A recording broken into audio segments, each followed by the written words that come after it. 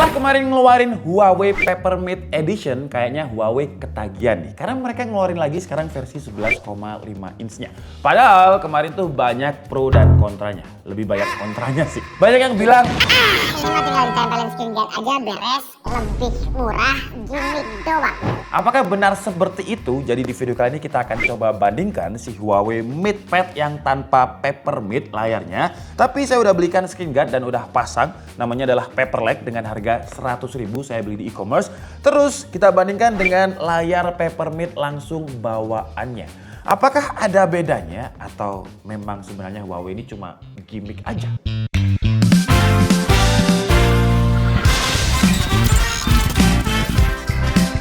Tapi sebelum kita masuk ke situ, sebenarnya Huawei ini nggak jualan cuma Peppermint aja ya. Peppermint ini memang udah display paten dari Huawei yang kayak jadi pembeda di antara Huawei dan juga tablet kompetitornya. Makanya ada namanya itu sampai Huawei Peppermint Edition.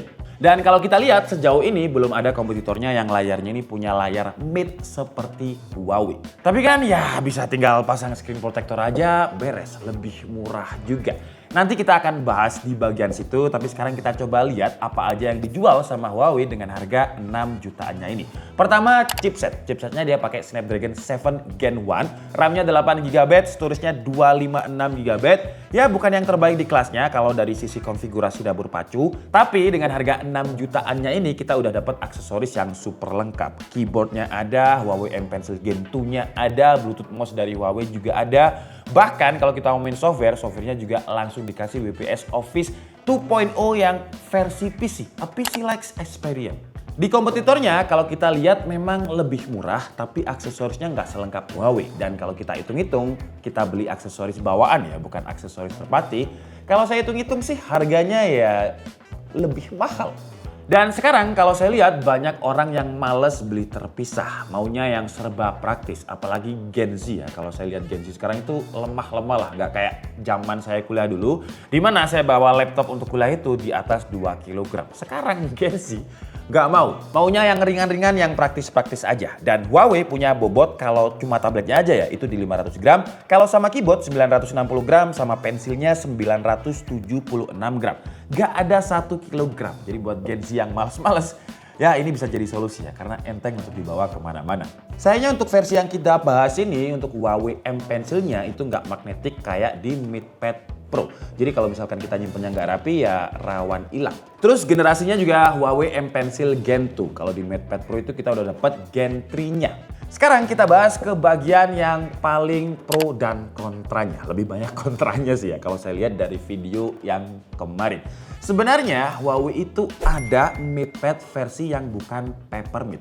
Harganya itu 5,5 juta, spesifikasi layarnya sama, resolusi, pixel per inch, terus dia juga 100 sRGB, 120 Hz refresh rate, sama persis. Bedanya cuma di Peppermint display-nya. Jadi sebagai calon pembeli sebenarnya kita udah dikasih opsi sama Huawei. Kalau misalkan nggak butuh Peppermint ya bisa pilih MatePad yang biasa aja dengan harga yang lebih murah, 5,5 juta. Terus kita tinggal tempelin deh screen protector harga 100.000 aja. Jatuhnya kan lebih murah. Awalnya saya juga mikir kayak gitu sampai saya bandingin sendiri. Kalau kalian lihat aja di e-roll ini ya, refleknya yang kiri ini adalah si Huawei tanpa Peppermint tapi udah pakai screen protector harga 100.000 namanya Paperlike. Sedangkan yang ini sama-sama saya tembakkan lighting, ini keadaan mati ya. Cahayanya yang masuk itu nggak terlalu banyak. Jadi kalau kita lihat dari sisi anti glare atau tingkat silau dan reflectionnya beda sih ya. Di MatePad biasa yang kita kasih Paperlike screen protector terlihat lebih reflektif, lebih silau. Sedangkan kalau di Peppermint memang masih masuk tapi nggak terlalu mantul, nggak banyak. Huawei juga ada klaim dia punya teknologi nano level anti glare etching yang diklaim bisa mengurangi gangguan pantulan cahaya sampai 97%. Kalau cahayanya mantul di layar, otomatis cahaya juga bakalan masuk ke mata kita. Kalau terlalu banyak cahaya yang masuk ke mata kita, jatuhnya mata kita cepet kelelahan.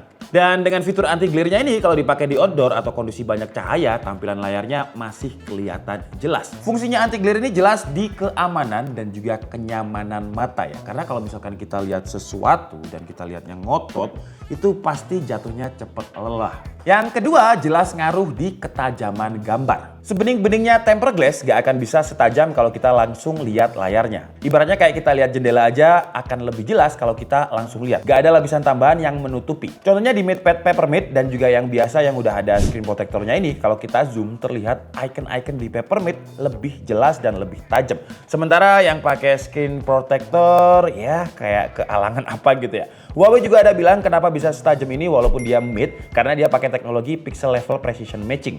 Terus yang ketiga untuk Huawei MatePad yang kita kasih screen protector paperlike. Kenapa saya kasih paperlike? Karena saya pengen tahu gimana rasanya kalau kita gambar di screen protector yang paperlike, yang intinya itu ya kayak kertas.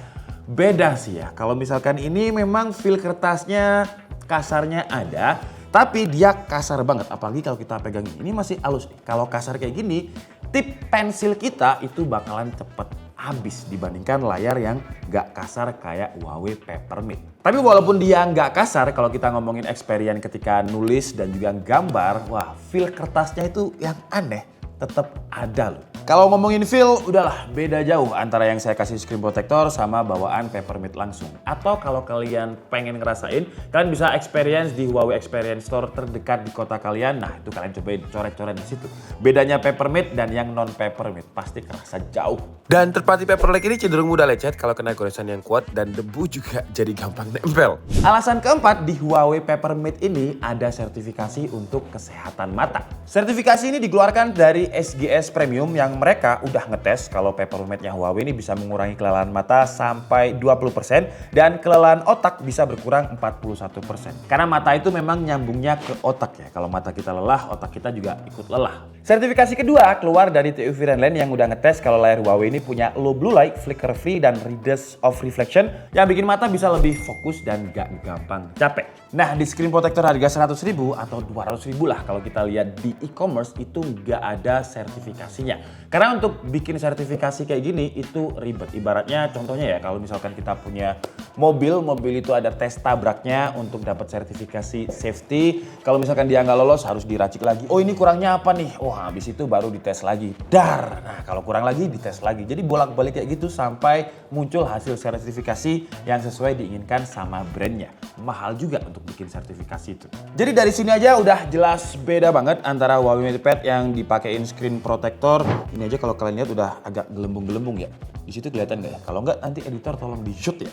Udah kayak rusak-rusak gitu. Sementara Peppermint tanpa protektor mulus-mulus aja. Tapi kalau ditanya ini fitur gimmick atau enggak, ya tergantung yang make ya. Buat yang nggak peduli sama kesehatan mata, ya jatuhnya gimmick karena dia nggak butuh. Tapi buat saya yang pernah sakit mata, makanya beberapa bulan yang lalu saya selalu pakai kacamata karena kalau saya lihat lighting itu sakit. Lihat layar aja nggak bisa lama-lama karena perih. Dan percayalah kalau udah pernah sakit mata kayak saya sampai nggak bisa lihat silau, pasti nanti layar yang ada fitur kesehatan matanya bakalan jadi salah satu alasan kenapa kita beli device-nya. Alasan lain bisa ke performa. Dengan Snapdragon 7 Gen 1-nya ini ya seperti yang saya bilang tadi dia bukan yang paling kenceng di kelasnya, tapi kalau untuk daily activity ringan ke medium masih cukup. Kayak skor Antutunya dia dapat skor itu 666.000, single core-nya di 1076, multicore-nya 3000-an di Geekbench 6. Terus ketika kita tes pakai 3D Mark dia lolos ya stability-nya dengan 99,7%, wildlife ekstrimnya juga lolos di 99,6%. Kalau digunakan untuk main game tipis-tipis, contohnya kita coba di PUBG, dia kebukanya itu smooth extreme dan average FPS-nya dia bisa dapat 59, drop FPS-nya di sekitar 47.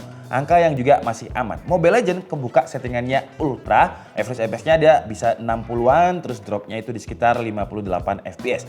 Aman juga. Di Honkai Impact dengan settingan grafik di medium ya, bukan lowest, dia dapatnya itu sekitar 59 FPS untuk average-nya. Tapi kalau drop bisa sampai 30-an FPS yang sebenarnya juga masih angka aman juga karena kalau 30 itu masih playable lah kalau untuk game AAA. Kalau untuk game kompetitif 30 sih ya wassalam ya, kena tembak duluan pasti. Dengan performa seperti ini, di kelas harganya masih cukup lah kalau kita gunakan untuk productivity dan gaming tipis-tipis. Kalau kita bandingkan dengan laptop di harga 6 jutaan, Jarang ya laptop 6 juta yang udah touchscreen. Apalagi kalau kita ngomongin laptop 6 juta bobotnya di bawah 1 kg itu sejauh ini sih nggak ada. Jadi kalau digunakan untuk alternatif laptop yang butuhnya touchscreen, MatePad Peppermint ini menarik sih. Touchscreen-nya pun juga udah responsif dengan Huawei M Pencil Gen 2 yang support 4096 pressure sensitivity. Ditambah lagi Huawei juga bikin software yang kita itu lebih enak pakainya. Contohnya kayak Huawei Notes. Fitur dari Huawei Notes-nya contohnya ada multi brush option yang bisa memudahkan kita buat underlining text atau bahkan buat nulis-nulis dengan warna yang bervariasi.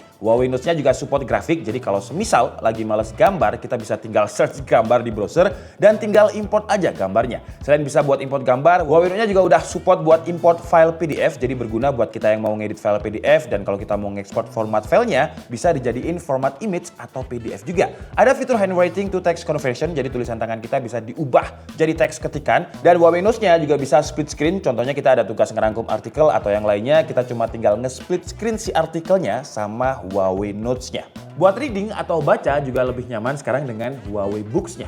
Huawei Books ini support file PDF atau file EPUB, jadi semisal kita habis download ebook yang formatnya itu PDF, kita bisa buka lewat Huawei Books. Dan kalau kita udah pernah ngebuka ebooknya, dia bakal otomatis kesimpan juga di book shelf-nya atau rak bukunya. Huawei Books-nya juga udah built-in translation, jadi kalau semisal kita nggak ngerti arti dari kalimatnya, kita bisa langsung translate aja, nggak harus kopas ke Google Translate. Teks dan paragrafnya juga bisa di-adjust, semisal kurang gede, kurang kecil, kita bisa sesuaiin aja, sesuai selera. Dan biar feel bacanya lebih nyaman lagi, Huawei ini juga sediain e-book mode. Di situ ada 3 opsi, mode color buat baca buku, ada gambar-gambarnya biar warnanya lebih nyaman di mata. Ada mode black and white juga buat baca-baca buku yang pengen cuma tulisannya aja, dan ada mode off buat balik ke warna asli yang ditampilin sama MatePad-nya. Dan karena Huawei kayak nge-branding MatePad atau tabletnya ini bisa menjadi alternatif untuk laptop, seperti biasa di MatePad-nya juga dikasih fitur eksklusif dengan PC level WPS Office. Sekarang versi 2.0, beda dengan versi mobile. Di versi MatePad-nya ini eksklusif, fiturnya sama kayak yang ada di WPS PC. Fitur-fitur yang dulu masih ada di WPS Office ini kayak pivot table, margin, animation, sama multi windows.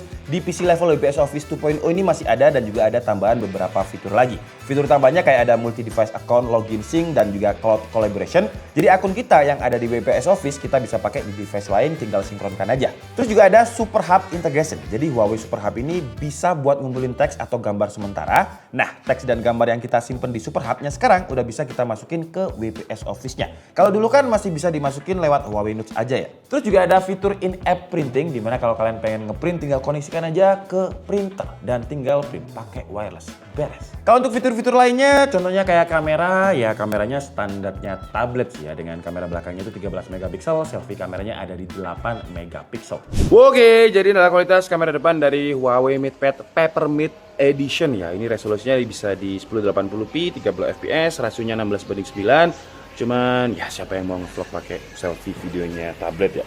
Tapi kira-kira seperti ini kalau misalkan kita gunakan untuk backlight, ya detail muka saya jadi siluet, tapi gantinya bagian belakangnya jadi lebih terlihat detail. Terus kalau digunakan untuk jalan kayak gini, biasanya orang pakai tablet ya untuk meeting lah. Dan kalau digunakan untuk meeting, kira-kira kualitasnya seperti ini. Nah ini kalau misalkan ya gambaran aja kalau misalkan kalian meeting outdoor, sama ada mikrofonnya. Dan kalau kita meeting indoor, itu kayak gini lah. Kalau dinyalain, kayak gini, masih oke. Dan sekarang kita coba di 4K 30 fps ya untuk kamera belakangnya ya. Tapi masih lumayan shaky. Dan kalau kita zoom objek, misalkan kita zoom daun ini deh. Wah, detailnya masih oke, tapi karena dia nggak ada OIS dan ACE ya, jadi bener-bener tuh. Kalau kita gunakan untuk sinematik, nggak bisa lah. Tablet itu memang jarang digunakan, biasanya untuk scanning dokumen aja, untuk video kerja aja. Kalau mau fotografi, ya benernya ya pakai Huawei smartphone-nya lah. Kalau ini cuma untuk kerja aja.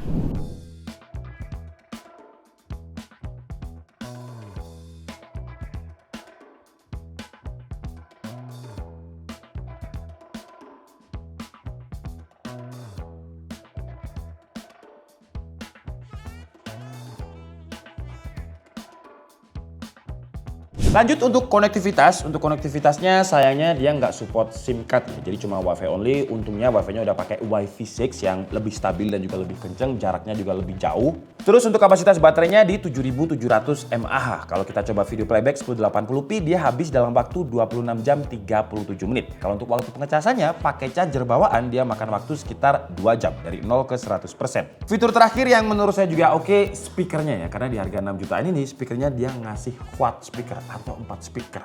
Yang kualitasnya dengerin sendiri deh.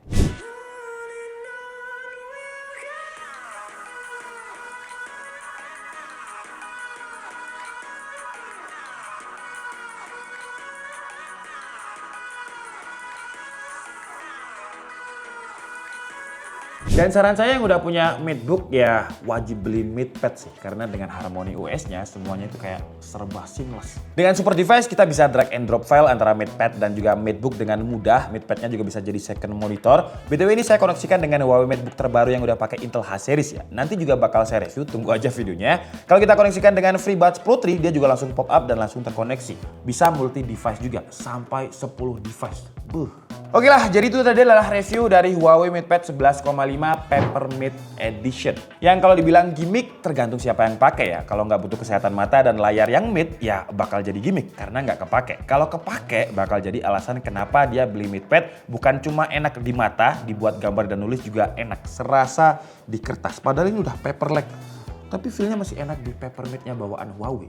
Dan di harga 6 jutaannya ini dia bukan cuma jualan layar yang Peppermint aja ya, tapi ada sektor lain juga. Dari sisi spesifikasi dan performa udah cukup untuk daily activity, layarnya juga udah 120Hz dengan sRGB di 100%. Fitur PC Lex Experience-nya bikin kerja di mobile serasa kerja di PC. Ibaratnya kayak kita bawa laptop tapi bobotnya di bawah 1 kg. Dan kalau kita main laptop yang di bawah 1 kg, harganya kalian cek sendiri deh, bisa 20 juta lebih. Aksesorisnya juga udah lengkap, nggak beli terpisah, ada keyboard, pensil, mouse bluetooth, dan charger juga ada, tinggal pakai. Kekurangannya sih di storage menurut saya, karena storage-nya memang udah gede, 256 untuk keperluan ringan ke medium udah oke lah. Tapi suatu saat kalau misalkan kita butuh storage lagi, kita nggak bisa expand. Karena nggak ada slot untuk micro SD-nya. Cuman bisa pakai kayak semacam flash disk yang Type-C gitu sih. Karena ini kan Type-C, jadi kita tinggal backup file kita. Kalau udah kebesaran ya tinggal di backup ke flash disk atau SSD eksternal.